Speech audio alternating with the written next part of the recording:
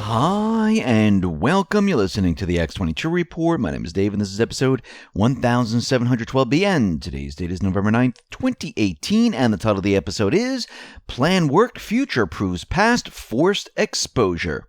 Now, before we get started, I want to talk about being prepared. We all know the deep state, they like to play dirty. We know they push events. I remember when I was in New York City during the 2003 blackout, I wish I had a tool to charge my phone and use it so I can see inside the building. Well, the Patriot Survival Flashlight, it's solar-powered, lantern light so you can read by your desk, a USB port to charge your phone anywhere. This phone has it all. Now, this flashlight is an all-in-one lifesaver. I wouldn't go anywhere without it. It's lightweight but very durable. And if you use the code X15, you will get 15% off your Patriot Survival Flashlight. Let's get into the economic collapse, political and geopolitical news. Now, today we are seeing the swamp fight back, and we're going to be getting into Q's posts. But I want to start with Q's post 2416 to start with. And we talked about this in other reports, and it looks like the future has proven the past once again. 2416, this was on November 4th, 2018, and it says, kill brackets, all bold caps, panic in D.C. If you witness members of Antifa or any other people or organization stationed at key voter locations making threats or attempting to use scare tactics, voter intimidation, please contact local authorities immediately and report the incidents.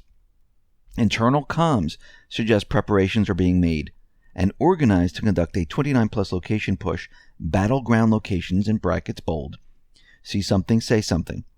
Uniformed and non-uniformed personnel will be stationed across the country in an effort to safeguard the public.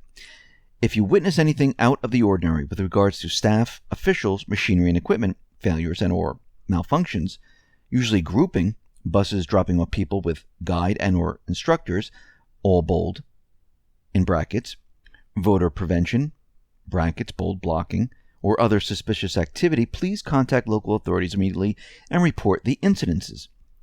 See something, say something.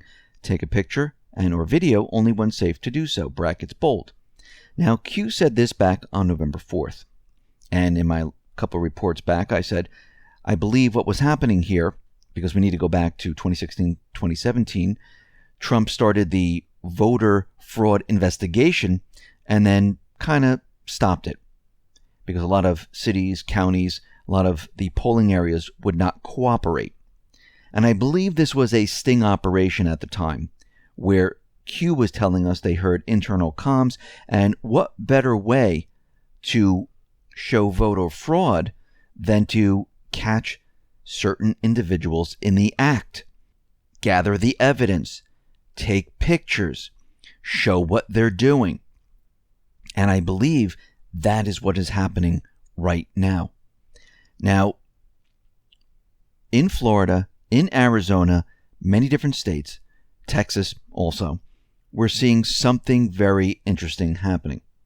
We're seeing recounts, or we're seeing ballots appear from dead voters, from people that don't even exist, and we also see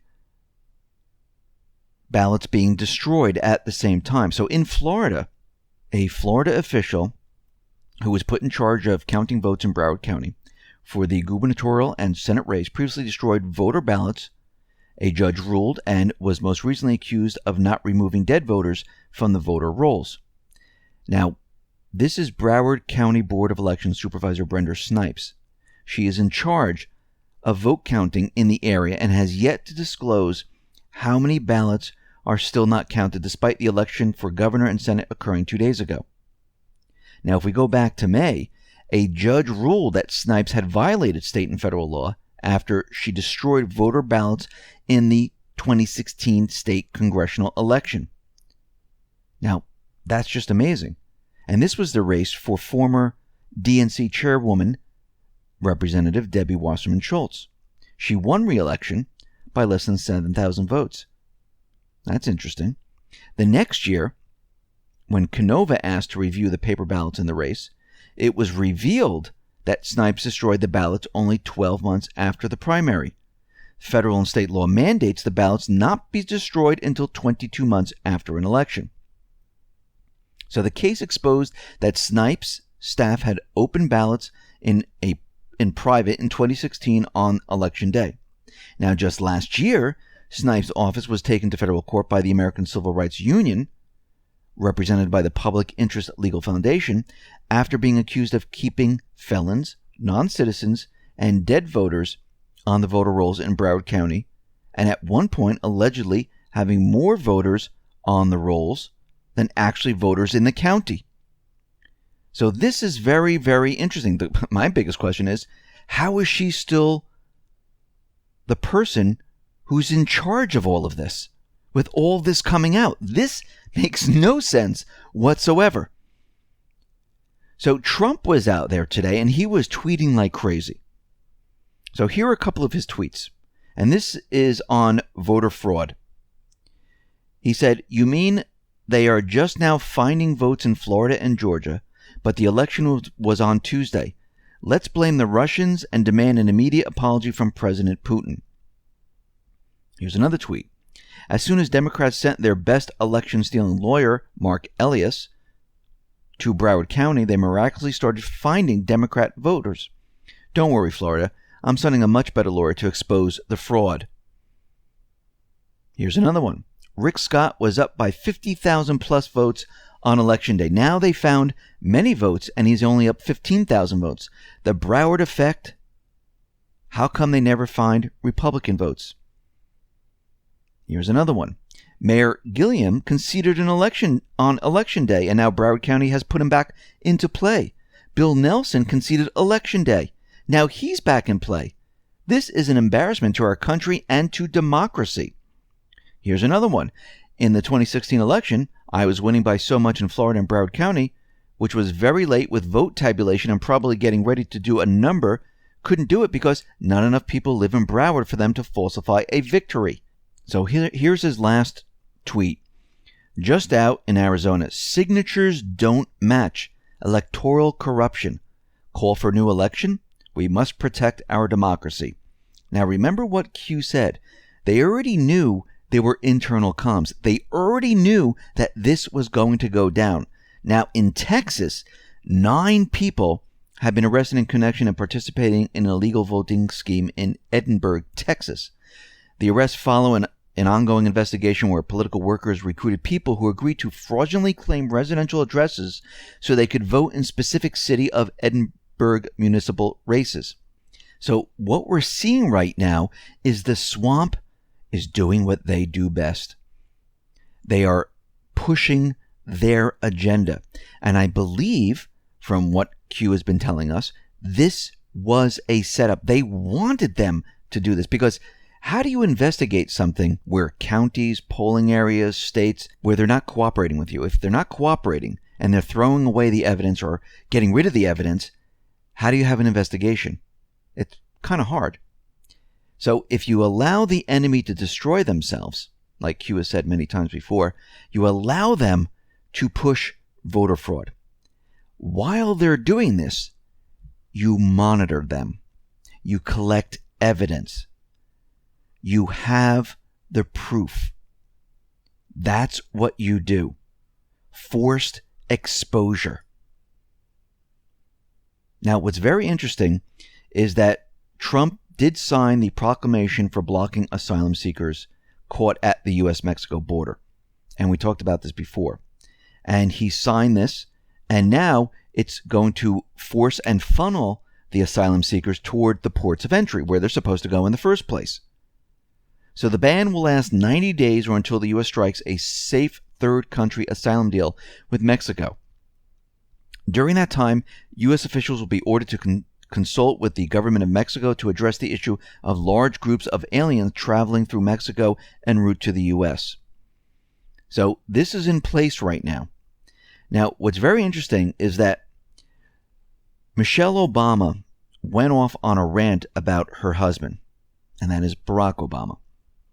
Now, in her forthcoming memoir, she described Trump's birther falsehoods as crazy and mean-spirited and motivated by racist bigotry, and she accused him of deliberately stoking those conspiracy theories to stir up the wingnuts and the kooks. What if someone with an unstable mind loaded a gun, and drove to Washington, Michelle Obama wrote. What if that person went looking for our girls? Donald Trump, with his loud and reckless innuendos, was putting my family's safety at risk, and for this, I'd never forgive him. Well, Trump was asked about this, and he said the following. Listen to what he said.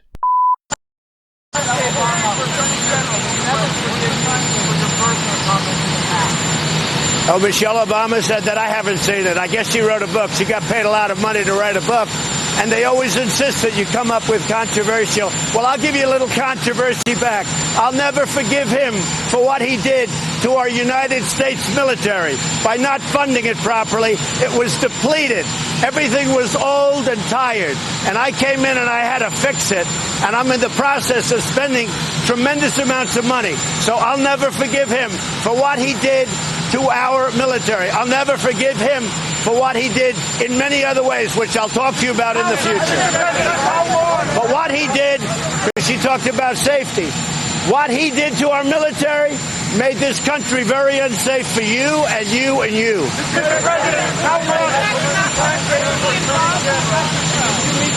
Well, we're looking at... Now, what I think is very interesting about what he said is the last part. I mean, yes, he talked about the military. He talked about how he was not funding the military. But he said something very, very interesting. I will never forgive him for what he did to our military. I'll never forgive him for what he did in many other ways, which I'll talk to you about in the future. He already laid the breadcrumbs of what is really going to come out.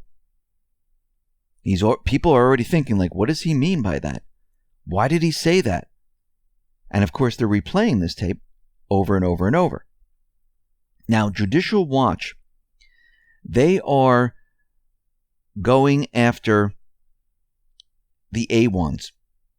And basically, they filed a Freedom of Information Act lawsuit against the Justice Department for all records of communication relating to the investigation into former Democratic Information Technology staffers Abid A1, Imran A1, Jamal A1, and Hina R. Alvi.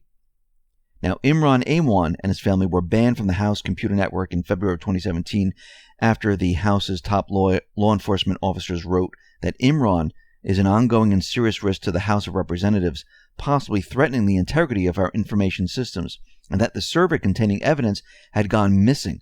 The Inspector General said server logs showed unauthorized access and procurement records were falsified. Now remember, Imran A1 was Democratic Rep Debbie Wasserman Schultz's top information technology aide. Most lawmakers fired A1 in February, but Wasserman Schultz kept him on until he was arrested in July. And he was trying to board a flight to get back to Pakistan.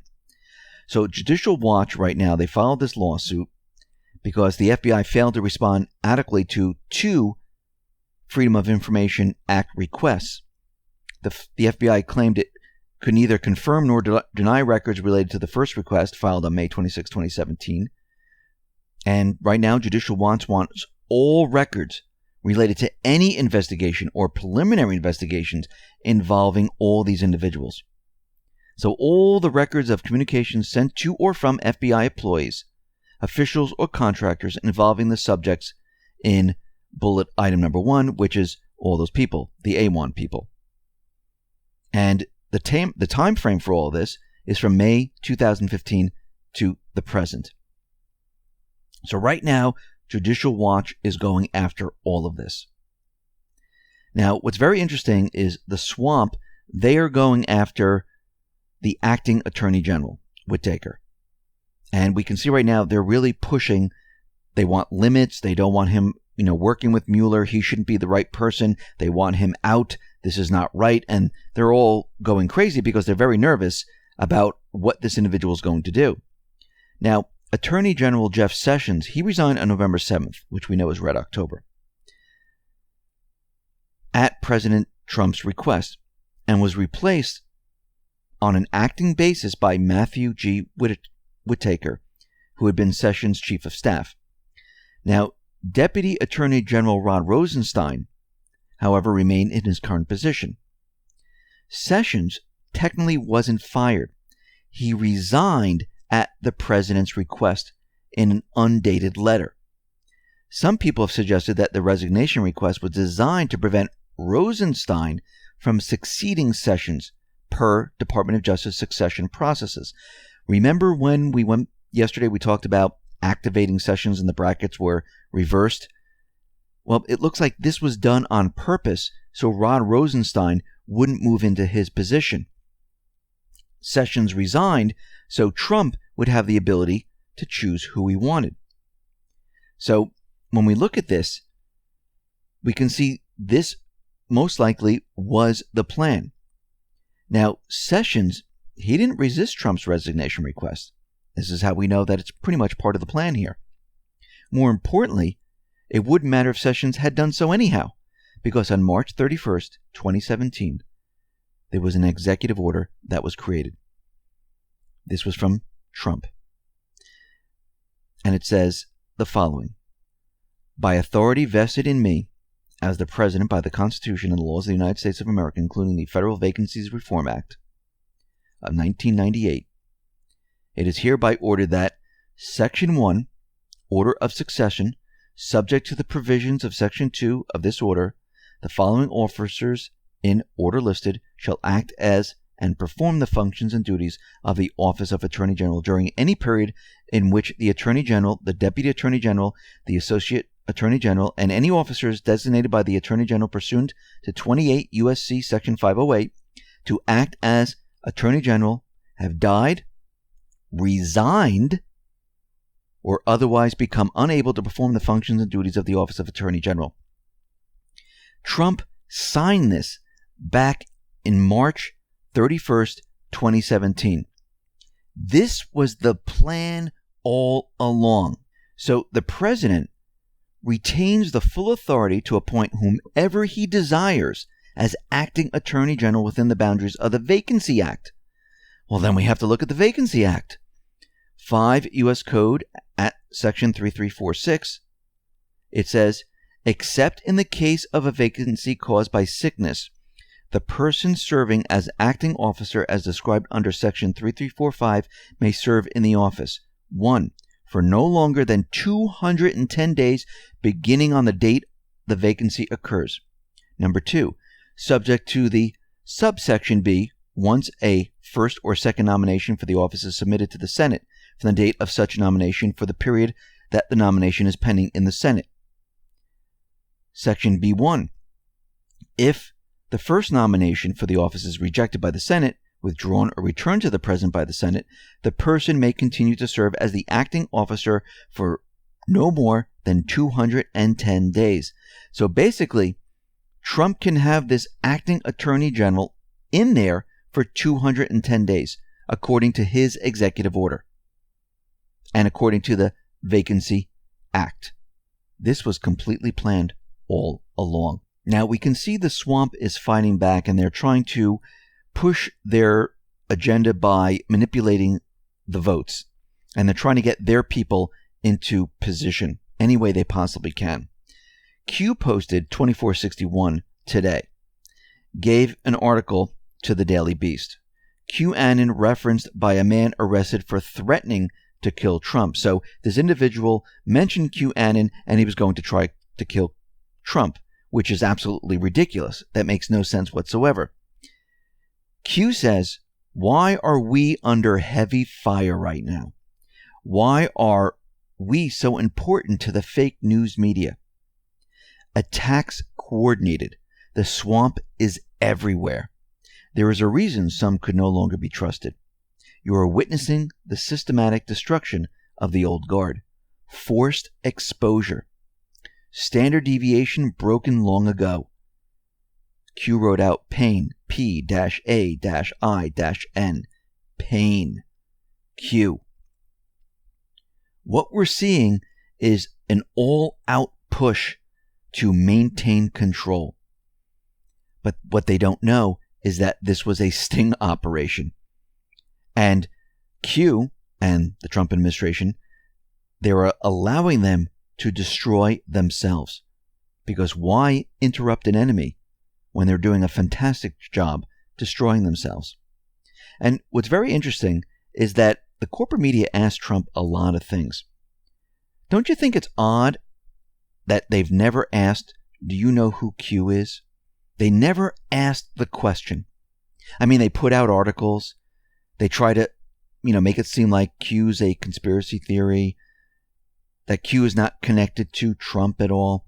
But they never just came out and just asked a simple question. Why didn't they do that? It's very odd. And it's been proven many, many times that Q and Trump are working together. I mean, think about it. It can't be a coincidence anymore because it's mathematically impossible. So the press, most likely they're never going to ask that question, because if Trump answers, yes, I know who Q is, everything falls apart for them. It's no longer a conspiracy. And that's why they're not going to ask. Maybe someone will ask eventually, but at this point, I think they've been told not to do it. Now, out in Afghanistan, we see that the representative from the Afghanistan High Peace Council, the Taliban, Russia, they're all getting together to talk about peace. And it looks like peace is moving forward throughout the Middle East and all these different areas where the deep state were pushing their wars. Actually, Jordan said on Thursday it was in talks with Washington and Moscow to empty a desert camp used by 50,000 displaced Syrians, a move aimed at diffusing security tensions near a potential military flashpoint on its northeast border with Syria. And it looks like they are dismantling these Syrian camps right now. It's all coming to an end. The Middle Eastern countries, they're setting up their embassies once again. They're going to be doing business with Assad. They're going to be selling their oil, not using the dollar. And the swamp, the deep state, they know that all of this is happening. And you can see they are fighting back as hard as they possibly can to maintain control. And it's not going to work, because this entire operation was planned from the beginning. This is why Q put it out there that they have internal comms of voter fraud. They knew they were going to do this. They were watching them all along. And here we are today. We said it was going to be used at a later date. The future proves the past. Once again. It's all going to come down around them. And when everyone starts to probe into what they've been doing, you're going to see corruption. You're going to see voter fraud. It's all going to be exposed. Actually, Q says it best: forced exposure. Listen, everyone, thanks a lot for listening. Be well, be safe, and especially be prepared. Thanks a lot.